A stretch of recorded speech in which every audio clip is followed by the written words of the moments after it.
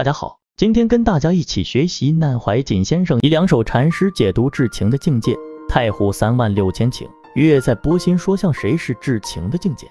读书人的高品格，在禅宗中屡见不鲜。如唐代雪窦禅师是禅宗很高的祖师，学问也高，声望也高，他的禅理哲理都表现在诗文中。当时皇帝的宗室王者请他吃饭，但是他素来不出门，如果有居士请他应供，他也绝对不去。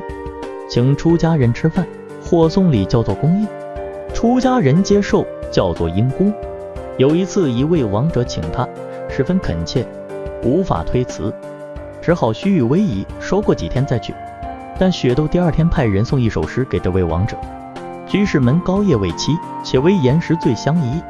太湖36000顷，月在波心说向谁。出家人对于在家学佛的人，不论他在人世间社会的地位如何，上自皇帝，下至平民，都称居士。这首诗是说，你的门第那么高，我一直未能去拜谒，像我这样一个穷和尚，在山上与岩石为伍比较合适。至于说你们想来问道，要我说法，佛法像太湖一样，汪洋浩瀚，深不可测。月亮照在太湖中，正是千江有水千江月，万里无云万里天，到处都是佛法，何必问我？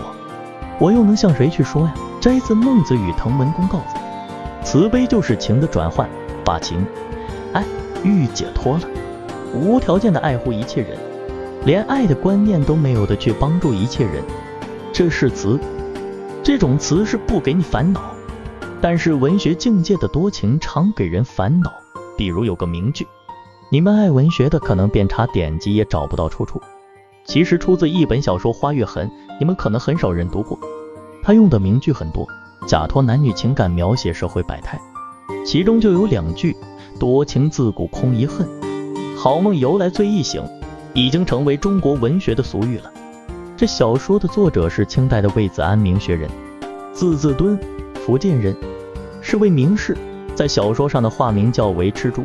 到了后2句，岂是拈花难解脱，可怜飞絮太飘零，已是佛学境界了。你以为读懂了，其实不见得。什么是絮？杨柳树在3、4月开花，它的花很轻，飘飘荡荡，所以水性杨花是骂人的话，杨柳的花就是絮。为什么说可怜飞絮太飘零？宋代与苏东坡同时的有位法师，他正打坐时，有文人想逗他，找了几个歌女到他面前表演艳舞，这法师也边笑边看。演完了后，他问人这是在干什么，大家晓得他境界很高了，就请他把境界写下来。他写道：禅心已作枯泥絮，目下春风舞者歌，其实年华难解脱，可怜飞絮太飘零。小说写的是出自这个典故。这禅师虽然在看歌女，但是同看几个2、3岁小孩在玩是一样的心境，没有解脱了的感情，纵然是行大乘菩萨道，都是给众生烦恼。有时你爱别人，但被爱者并不幸福，给自己给别人都是烦恼，这不是慈悲。佛法讲慈悲，不管你多情与否，引起别人烦恼的都是罪过，所以行不热慈，无烦恼故才是真慈悲。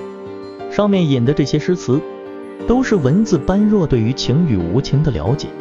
再举雪窦禅师的诗句，太湖36000顷，月在波心说向谁，这境界非常高，是至情。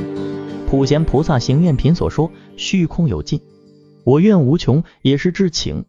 所以情与无情之间转化了才是真慈悲。慈是有情的，不是无情的，不过他的情是解脱的，扩大的。